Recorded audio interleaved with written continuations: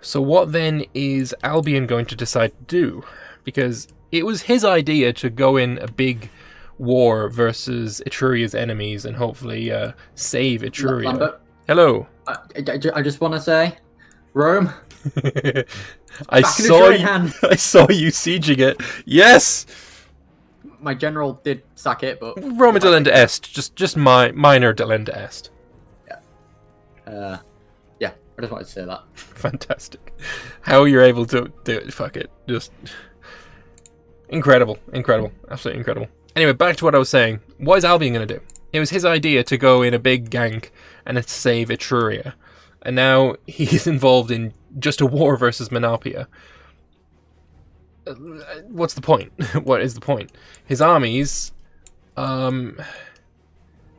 many men has he got left? I don't see a whole lot of men. 19... There's still 40 cohorts, but they're down to 7,000 infantry. Oh, not good. He's got 14,000... About 15,000 men. Yeah, this is his entire army. It's supposed to be 60-some cohorts. It's supposed to be 63 cohorts. It's down to 16. It's just starving. It is just starving to death. He needs to get it home. He needs to end the war with Menapia, and he needs to fucking do something different. The AI, man, does not like being stuck. Right, you're trying to siege a plains fort. That's a good idea. No crossing penalty to be seen. He's ready with depth of generals here with Iacus Galbus. Oh, and he is going to try and siege this mountain fort. Is that what you can see? Looks like you're both just going here. Right, there is an attempt to relieve the fort of AISO. There are sieges going on across the place. Like, if you don't assault this... Oh, this is a vassal. You really should be assaulting. Big battle going on. And while the Arvernians are losing morale... Oh, now he's losing on both fronts. Emporion's going to come in with mercenaries to change the tactic. Then the tactic is going to change again, but not particularly well. It's going to be a loss for the barbarians purely on the morale, on tech, I think. Oh, and the Pictonians get stack wiped. Not good. That is not good at all. Pictonian stack wipe. Solid oof. So now, what? Have you got some more men that are going to come in? Hopefully. This army is just fucked. Well, that sucks to be him. Right, looking at Etruria. He's taken back Rome. He is pushing forth. Will we see a peace deal from Magna Graecia? He's probably going to send more white peace offers. If I was Etruria, I would expect at the very least, some land. Preferably 2 full provinces, of course. Potentially more. Numidia is being sieged quite heavily by Starchitec, although I think it is just the vassals. Starchitec is going for this fort once again. If they're level 1s, you really should be using, assault tactics to try and get them. And this being the first fort you siege is very smart, because that way you can completely bypass the mountains. Having a fort in road is stupid. This is never a place that you want a fort.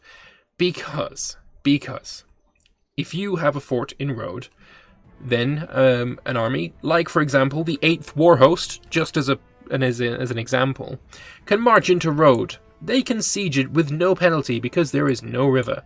There is just plains. They can go and they can siege this. If you attack them, it's going to be a fair fight. If they manage to siege it, what do they do then? Well, they just march on Emporion. They can just ignore your mountain. They can get around it, and they can eventually, if they've got enough troops and enough willpower and all that kind of good shit, they can go and sit an army here and here, hills and mountains, and then here as well probably, and then safely, safe being the very important word here, siege these 2 mountain forts without any danger of being attacked in the mountains. It is it's honestly foolish to have a fort in road. It is a massive, massive tactical blunder. Speaking of tactical blunders, let's have a look at the Antigonid Kingdom. They are not looking so hot. I'm going to call them an Antigonid Duchy at this point. Is Macedon still in the war? Yes, they are. They are not flaking out like the Thracians. Speaking of the Thracians,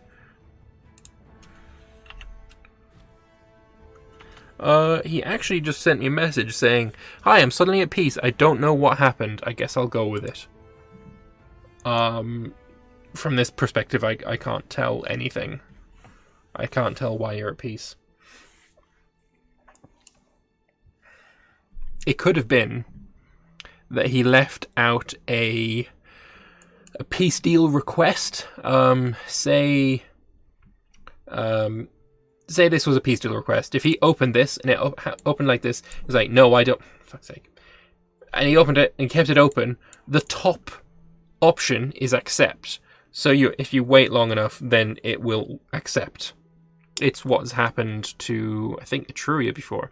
Hey, Calamari, loving this world war going on. Hashtag restore Etruria. What exactly is happening in the Eastern Mediterranean?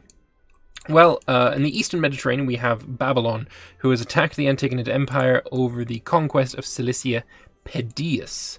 And they are, looks like, going for 100%. They've got the vast majority of the country sieged so far. It is just the capital that remains unblemished by sieges, and there is quite a few transports here. The navy is rather huge. I don't think there's any chance that the Babylonians are going to be able to put troops there. So, having said that, he's probably not going to be able to get a massive amount of troops on... he's not going to be able to get enough, basically. He's not going to get the numbers to get 100%. He might get to 99% if there's enough battles, but it's unlikely. If he pieced out Macedon, he'd probably get there. Also, thank you very much for the Ninja Genie. That's 1,000 lemons. Very much appreciated. Thank you very much.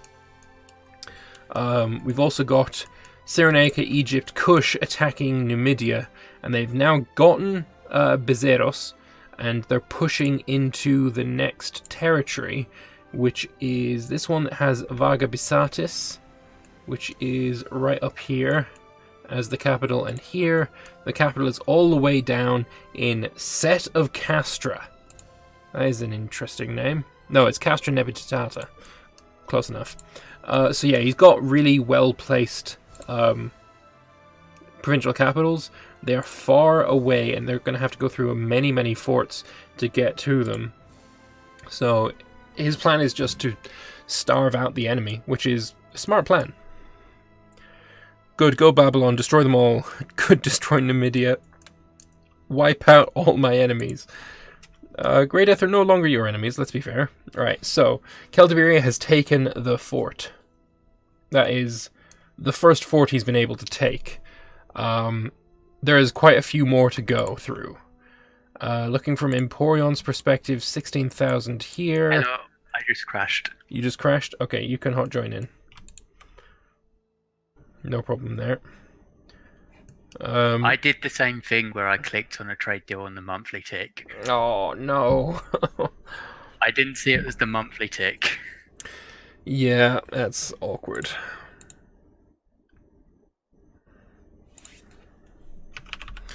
It looks like we've also got Baron von FU back.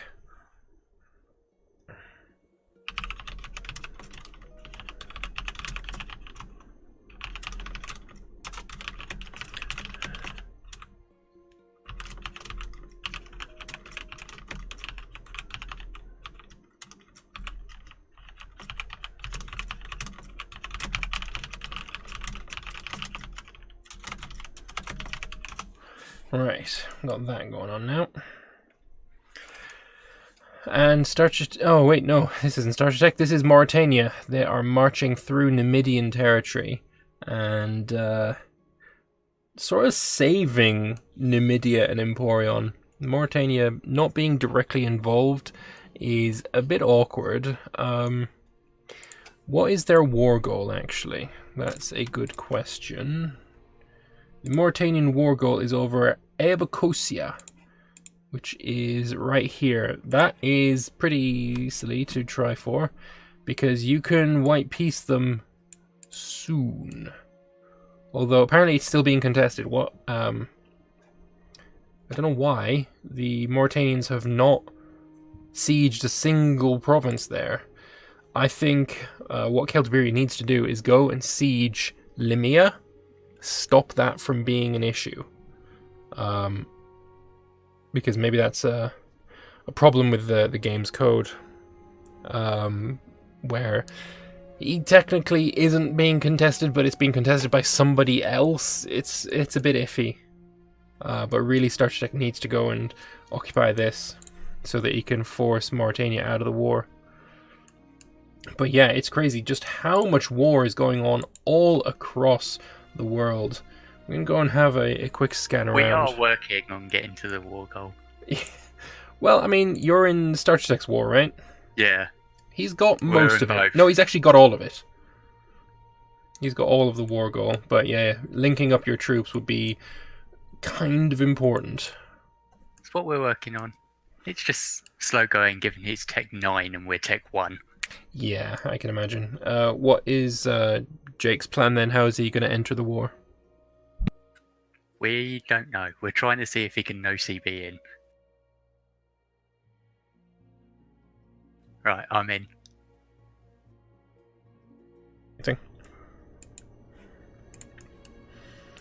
Right. Come on, stable hot joins. I Yeah, think let's you're hope good. so. Yeah, I think you're good. I still won't touch anything from Yeah, good idea. Always a good idea. Alright, I'll let you go back to your allies. Yep, yeah. Bye-bye. By let you, I mean, like... I mean, I can't really stop you. I guess I could stop him. But either way, it's fine. Whatever. It's good going for the Antagonids, though. They are doing... Not good going. It's awful going. It's literally the opposite of what I meant. The Antagonids are not doing so hot.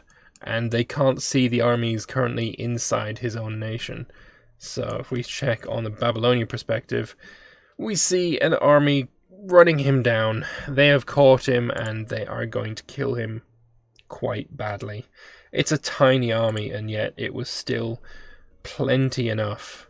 He's retreated only a single province into plains. There's no river crossing. This is the end for the Antagonid Mercenary Company and the Third Navy. The Mercenary Company has been disbanded and the army is no more. So the Antagonids, Rivex has left the game. Okay, so it looks like we're going to get a hot join of Baron. He's going to join in as Macedon.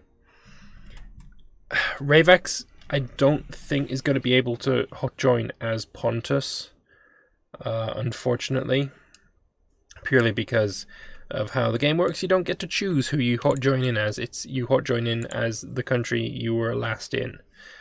Interestingly enough, massive force of Magnagrations just been trounced by a really small force of Etrurians. That is rather impressive. I will unmute there. Hey, Revex. Hey, I want to know if like I could play as Athens later. Yeah, I'm okay with that. I'll have to wait for a Wii host or something. Yeah, I think so. Okay. I'll see you later. Okay, no problem. Alright, Baron, I'm going to unmute you here. Okay. So when you're in, let me know and I'll unpause. Yeah. I've heard the situation is not ideal. No, Babylon has just taken a fair chunk out of the Antagonids. Oof. Big oof. Yeah. Although I'm Okay. actually going to have to go talk to him because I'm not comfortable with what he's given Gera. Huh. I'm in. Okie dokes. Don't click anything for a month. I'm not. Alright. Thank you. Fingers crossed we're going to have a good peace deal Let's here. hope. Or a good hot join. Yeah. I've never failed one until now, so Well, I mean, don't say until now, 'cause that assumes that you're going to fail one. You're going to continue to succeed. yes. Alright, I think it's fine. So I'm going to put you in the other chat. Okay, thank you.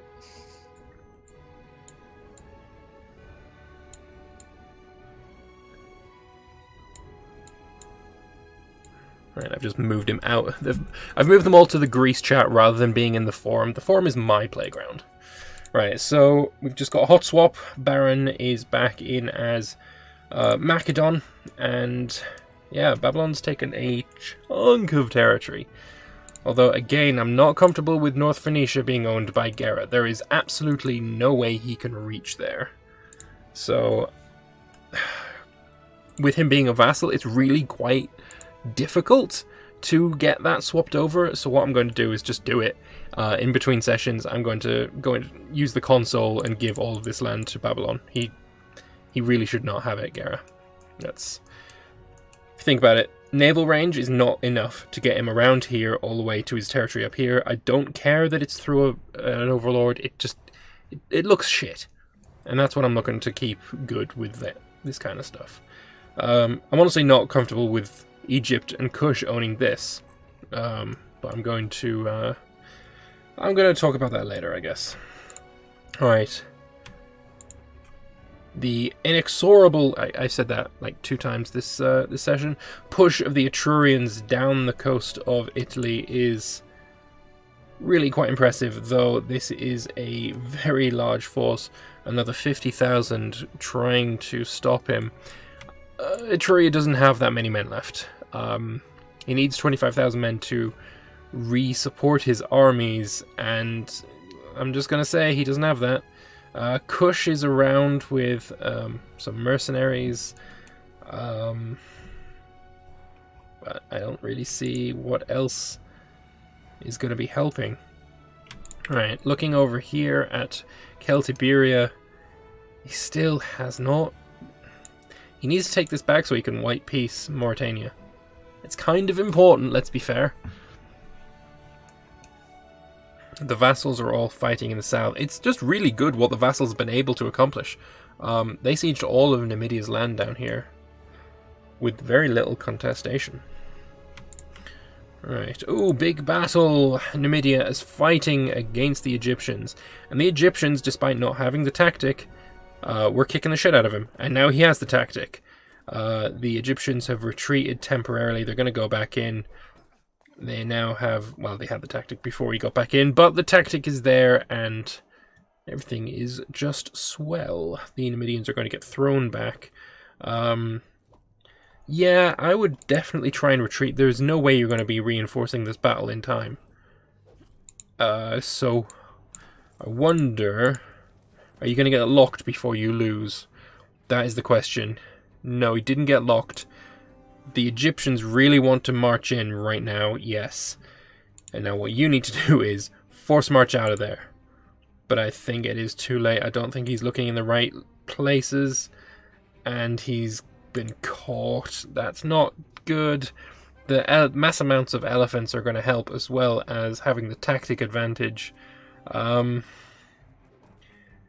Although he did get the general out of there, so the tactic is going to go back in his favor again. Which is great. Depth of generals, even if you have to force it like this, is always worth doing. Almost always. Starchitec really pushing hard in the north. But Emporion's coming in with another 53,000 men. They are going to very easily sweep aside this army. This war host. There's some reinforcements here, but it won't be enough. But as soon as they get to here, Starchitec will be able to see them and reinforce accordingly. He's going to need all of this, though, to really defend against it. It is plains, which is definitely in his favor. He doesn't want to be fighting in a mountain or a hill fort. But these armies here are going to need to go there as soon as you see this army here. Hopefully we see that happening. Still not able to get this guy out of the war. The war goal is not contested. This is a lie. You're still at war with Menapia. I don't know what his plan is here. He has got some more troops down. Or rather, he's split his army up. He's got some mercenaries as well. I don't know what his plan is. Right, the army is here. He has done nothing yet. This army will be stack wiped if he does not. Yeah, I think it's far too late now. They needed to start moving as soon as he saw it. Too late, this army's dead. He's even leaving the level 15 behind just in case.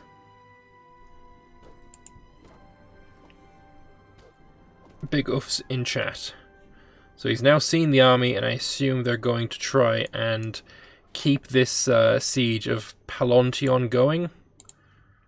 Although, what are you doing? Are you going to try and siege back? Yes, you are. There is a 350 garrison. That is going to fall very quickly if you assault it. Look at that. There's 100,000 coming in, and it's a very evenly contested battle. The level 15 is going to come in. He's going to wait, and now he's going to come in. Oh. When you've got the massive morale advantage, this really is so valuable to do. Gives you such an advantage. And yeah, he's just not going to have enough troops. He's pulling off some troops to come in and help, but he's reinforcing defeat, which is... it's not great. We'll keep an eye on it anyway. I mean, when you've got the numbers, this kind of battle, while it's not great, it sometimes is worth it. Because while you're losing troops over troops over troops, if you can wear it down so that he starts getting flanked, you will start doing the damage. You'll win the battle even if you lose more men. That's a rebellion. That's an interesting rebellion. That's rough. That's really going to help out the Etrurian war cause, and as I said, it is sometimes worth it. He's run out of troops. He's got way more morale. He's got massive amounts of quality on his side, but he just did not have the numbers to fight against what was probably about 150,000. That is a big, big win. This used to be 50,000. He's lost, about half of that. He lost less than half of what Celtiberia lost, but it doesn't matter. When you've got the numbers advantage, you use it. Now, Etruria, still... how this army is worth keeping around. I mean, it's a level 13, of course, but there's just no numbers here for Etruria. And Magna Graecia... 70,000 here. It could quite easily sweep aside this honestly pitiful force without much difficulty. I don't know what Magna Graecia's plan is here. He doesn't seem to have armies anywhere.